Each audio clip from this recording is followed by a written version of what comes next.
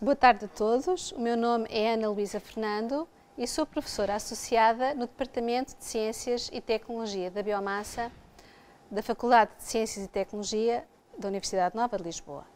Além disso, sou investigadora no Metrix, que é o Centro de Engenharia Mecânica e de Sustentabilidade de Recursos. A minha principal investigação tem incidido na valorização de biomassa de forma sustentável, quer para a bioenergia, quer para a produção de biomateriais. E, em termos de biomassa, temos trabalhado com muitos tipos de biomassa, sobretudo com recursos, com resíduos que não tinham valor e aos quais nós tentamos dar algum valor. Que resíduos são esses? São resíduos como, por exemplo, as cascas de amêndoa, como, por exemplo, as cascas de nozes, e também estamos a falar de biomassa de culturas industriais que são produzidas para um determinado fim que está relacionado ou com a produção de bioenergia ou com a produção de biomateriais.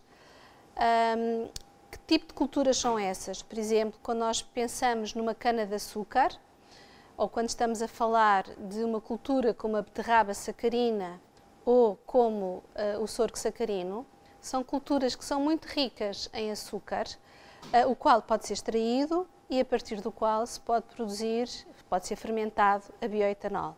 E esse bioetanol, claro, é considerado como um substituto da gasolina, com as vantagens associadas, porque estamos a falar de um produto que é biodegradável e que é renovável, ao contrário dos combustíveis fósseis.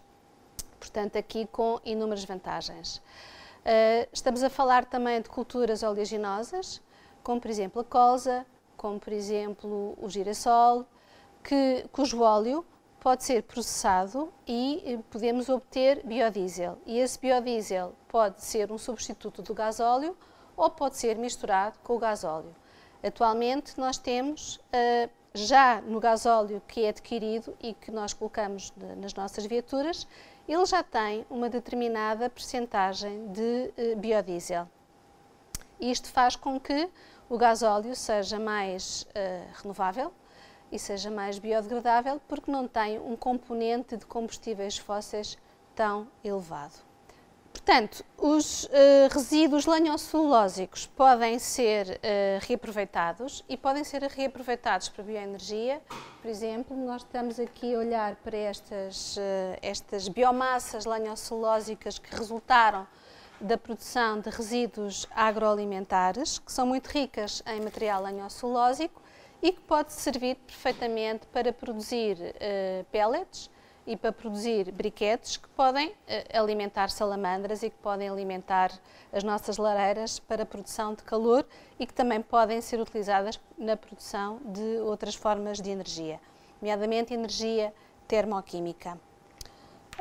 Mas, quando falamos também destas biomassas lenhocelulósicas, em vez de utilizarmos diretamente para energia, nós podemos primeiro utilizar este material e estes resíduos na produção de biomateriais e só no final do seu prazo de vida útil desses biomateriais é que eventualmente eles podem servir para a bioenergia. Desta forma nós vamos conseguir tornar o material e o recurso, que é um resíduo, ainda mais sustentável, porque vai armadilhar o carbono durante mais tempo e realmente só no seu final do prazo de vida útil é que ele depois é transformado em bioenergia. E que materiais são esses que nós podemos produzir a partir do material lenhocelulósico? Nós estamos aqui a ver uma cana, isto resulta das canas que nós vemos e que crescem por aí, é uma planta até invasora, mas que eventualmente nós podemos utilizar, é um material muito rico em lenhocelulose e que nós podemos utilizar, por exemplo, para produzir prensados como estes, que são vasos, e estes vasos são biodegradáveis, porque são produzidos a partir de um material que é renovável e biodegradável. Estes vasos podem servir para, enfim, para serem depositados em solo e como são biodegradáveis, não é como os vasos de plástico normais, porque vão se degradar naturalmente e, portanto, estamos a contribuir para tornar todo o processo mais sustentável. Este é um tipo de material que pode ser produzido a partir de resíduos lenho-celulósicos. Outro tipo de material que tem vindo a ser produzido em larga escala são, por exemplo, estes painéis de fibra de média densidade, em que o material celulósico é prensado e depois pode servir, por exemplo, para os tampos de mesas, para cadeiras, para material, para mobiliário, etc. É um material, mais uma vez, que utiliza um resíduo, portanto estamos a contribuir para reduzir a quantidade de resíduos que são produzidos, mas ao mesmo tempo estamos-lhe a dar um determinado valor, contribuindo para a economia circular. Além de que depois o material é biodegradável e é renovável. Isto é um tipo de, portanto, material que está a ser comercializado e também este tipo de material em que é mais leve, mas que é muito utilizado, por exemplo, como isolante nas paredes de edifícios, como substituto de poliuretano. Portanto, mais uma vez, estamos a criar um material que é biodegradável e que é renovável. Portanto, ele vai se degradar naturalmente num prazo muito curto e também é produzido a partir de um resíduo que é renovável. Portanto, estamos a substituir o poliuretano que é produzido a partir de um recurso que não é renovável. São alguns desses materiais que podem ser produzidos. Outro tipo de materiais que estão a ser produzidos são este tipo de compósitos, que substituem muito facilmente o plástico e que têm uma elevada versatilidade. Isto é um exemplo em que, como nós podemos produzir estes compósitos e que eles milimetricamente são muito funcionais. E claro que neste tipo de compósitos nós podemos também produzir ou substituir toda uma variedade de materiais que estão neste momento a ser produzidos utilizando plásticos e, portanto, recursos não renováveis. Uma das indústrias que tem vindo a utilizar mais o material lenho-celulósico é a indústria automóvel, sobretudo na substituição de fibras de vidro, etc. Por exemplo, os painéis interiores dos automóveis já estão a ser produzidos com compósitos de linho, os tabliers, mesmo uma série de outros elementos dos automóveis estão a ser substituídos, em que tem havido uma substituição de materiais não renováveis por materiais renováveis, tornando o automóvel mais renovável e mais biodegradável. E também muitas vezes mais leve. A Audi, por exemplo, tem um exemplo de sustentabilidade em que indica que, por substituição dos painéis interiores das suas portas por fibra de linho, o carro ficou 300 gramas mais leve, mas eles indicam que ao fim de 5 anos, em termos de consumo de combustível, o seu dono também acaba por poupar em termos de combustível, o que é uma vantagem. Depois temos outro tipo de materiais que podem ser produzidos, como por exemplo, isto são umas palhinhas, que vêm também substituir as palhinhas de plástico e que foram produzidas no âmbito de uma noite dos investigadores com apoio, enfim, de financiamento para esta noite dos investigadores, em que se mostra como é possível produzir, como é possível substituir com biomassa aquilo que até agora nós pensávamos que era insubstituível e que eram nomeadamente os plásticos. Também em termos de biomassa e em termos de reutilização de resíduos, um dos principais problemas que esta sociedade tem vindo a atravessar é a utilização de embalagens para alimentos que são embalagens de plástico.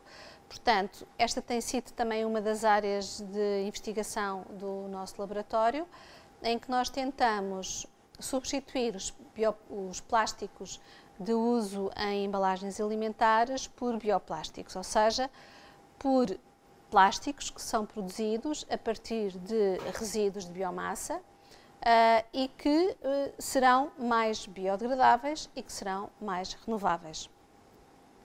Neste sentido, Um material que nós temos utilizado muito para produzir o bioplástico é o quitosano.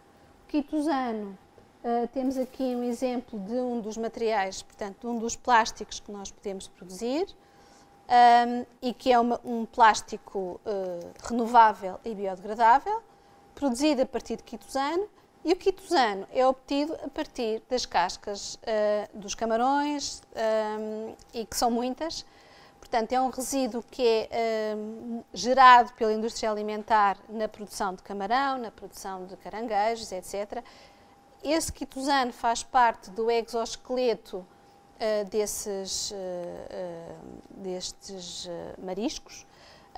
É uma grande quantidade, produz-se em grande quantidade em termos de resíduos, e esses resíduos neste momento estão a ser aproveitados para a obtenção de quitosano, e o quitosano tem inúmeras funcionalidades, entre as quais a produção de um bioplástico que pode ser utilizado na embalagem de alimentos. Qual é que é o problema destes bioplásticos, nomeadamente dos bioplásticos que são produzidos a partir de quitosano ou que são produzidos, por exemplo, também a partir de outras biomassas, como, por exemplo, a partir destas biomassas, que é um cladódio de um cato. Nós temos estes catos, são altamente, estão espalhados pela zona sul do país, particularmente. Dão origem a um fruto muito interessante que é o figo da Índia, mas temos estes cladódios, são estas pás que têm até uns espinhos, e estes cladódios são muito ricos também no material que é a pectina, que pode ser extraída, e nessa extração também podemos produzir bioplásticos. Esta é outra área também onde nós estamos a trabalhar em termos de investigação, em que nós conseguimos produzir, extrair a pectina do cladódio e com esta pectina produzir o bioplástico. Mas quais são os problemas destes bioplásticos que são produzidos a partir das tais cascas do camarão ou, por exemplo, dos cladódios?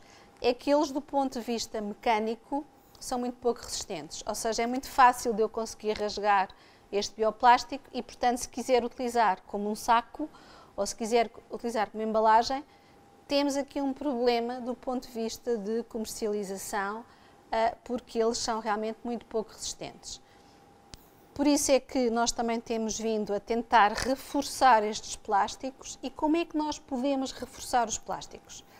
Utilizando novamente resíduos. E aqui vamos novamente utilizar resíduos lenhocelulósicos. Estes resíduos que vocês aqui veem que são lenhocelulósicos, nós podemos produzir, extrair a celulose, enfim, ao cabo é papel para todos os efeitos, e este papel depois, não será papel, será celulose, pode ser ainda transformada em nanocelulose, ou seja, nós queremos uma celulose que vai estar num tamanho nano.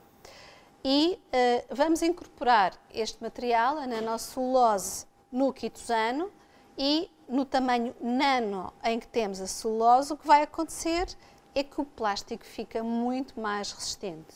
E, portanto, já podemos facilmente, do ponto de vista mecânico, ter uma embalagem que tem a mesma funcionalidade que uma embalagem que é produzida a partir do plástico derivado do petróleo. Mas nós ainda queremos um pouco mais.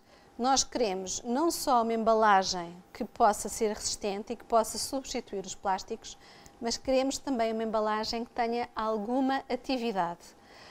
Ou seja, que ao acondicionar os alimentos possa fazer com que os alimentos tenham um prazo de vida útil superior.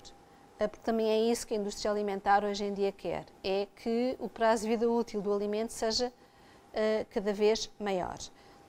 Como é que nós podemos, de alguma forma, conseguir isso com estes bioplásticos? Podemos introduzir ainda na própria matriz polimérica, podemos tentar introduzir compostos também de origem, enfim, de extratos obtidos a partir de plantas, por exemplo, extratos que têm uma certa capacidade antimicrobiana e antioxidante. E nós sabemos que, por exemplo, os óleos essenciais de alecrim, o óleo essencial de tomilho, o óleo essencial de gengibre, têm uma elevada capacidade antimicrobiana em relação a micro-organismos patogénicos. Por exemplo, eles conseguem retardar o crescimento de salmonela, conseguem retardar o crescimento de E. coli, conseguem também inibir o crescimento de Staphylococcus aureus. Portanto, se nós, ao incorporarmos esses óleos essenciais também no filme, nós estamos a contribuir para que a embalagem tenha uma maior proteção do alimento em termos do crescimento microbiano, o que faz com que o alimento depois tenha um maior prazo de vida útil.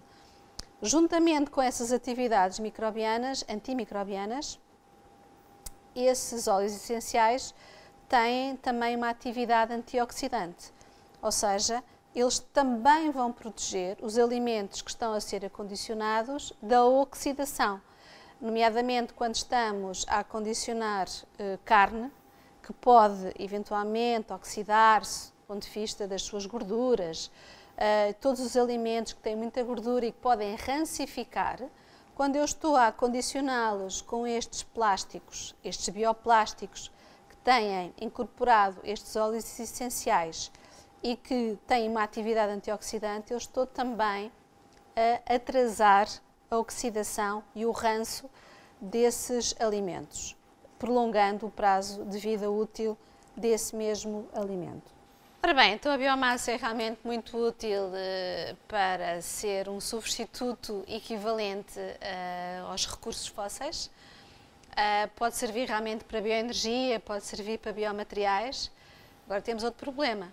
Se de repente nós começarmos a produzir biomassa para substituir os recursos fósseis, quer para energia, quer para biomateriais, podemos ter um problema ético que é de eu tenho um determinado solo e o que é que eu vou cultivar nesse solo? Vou cultivar uma cultura para alimentação ou vou cultivar uma cultura industrial que vai servir para bioenergia ou para biomateriais? E este problema tem-se vindo a arrastar já há algumas décadas. É um problema que para a União Europeia é importante, porque não há necessidade de criarmos este conflito entre o uso do solo para a alimentação e o uso do solo para a bioenergia ou para biomateriais. É por isso que na União Europeia a utilização de resíduos para bioenergia, a utilização de resíduos para biomateriais é valorizada num contexto da economia circular e de uma bioeconomia, porque efetivamente nós estamos a contribuir para reduzir esses resíduos e a gerar valor, mas cultivar num solo que é bom para produzir alimentos. Culturas que depois podem servir para bioenergia ou para biomateriais não é uma opção dentro da União Europeia. Qual é a opção dentro da União Europeia? É cultivar essas culturas, mas em solos marginais. Solos que à partida não têm valor para o cultivo de alimentos. E no nosso caso, aqui no nosso grupo, nós estamos sobretudo a apostar em tentar valorizar solos contaminados com metais pesados. Nós estamos a testar diferentes culturas que têm valor a nível industrial. Por exemplo, nós temos aqui uma oleaginosa que está a ser cultivada num solo contaminado com metal pesado. Temos aqui uma lenhocelulósica, também num solo contaminado com metal pesado. E temos aqui as canas que nós vemos abundantemente e que são invasoras, mas que também está a ser testada o seu efeito em solos contaminados com metais pesados. O que é que nós queremos perceber com estes ensaios? Que tipo de culturas são mais tolerantes aos solos contaminados com metais pesados e perceber até que ponto é que nós podemos utilizar um solo que não tem uso, onde não há praticamente vegetação, como é que nós podemos melhorar esse solo do ponto de vista dos serviços, enfim, do ecossistema, para que até, digamos, em termos de sustentabilidade, termos um solo que acaba por ser mais útil. E nós temos, em Portugal, temos alguns solos contaminados com metais pesados, nomeadamente todas as zonas mineiras, que pela extração desses metais, de cobre, de ouro, etc., houve, de alguma forma, uma contaminação dos terrenos e que faz com que não seja possível cultivarmos alimentos nesses mesmos terrenos. Mas podemos dar valor aos terrenos ao tentarmos cultivar culturas que sejam tolerantes a esse nível de contaminação. Tem uma dupla vantagem, ou eu diria até uma tripla vantagem. Se nós conseguirmos saber quais são as espécies que são mais tolerantes à contaminação, nós estamos a contribuir, primeiro, para a produção de biomassa, que depois até pode ser utilizada do ponto de vista económico. Depois, se nós conseguirmos produzir estas espécies nesses solos contaminados, de alguma forma, só pelo fato de nós termos um coberto vegetal, num solo onde à partida não tínhamos nada, isso vai, de alguma forma, contribuir para que o ecossistema melhore como um todo. As águas subterrâneas vão ficar, com certeza, menos contaminadas com esses metais pesados e, digamos, pode haver todo um ecossistema que pode melhorar e o solo pode acabar até por ficar remediado, ou seja, podemos ter aqui um processo de fitorremediação. Desta forma, nós conseguimos, ao mesmo tempo que estamos a produzir uma biomassa a partir de uma espécie que pode servir para bioenergia ou para biomateriais, nós estamos, de alguma forma, a limpar um terreno que estava contaminado.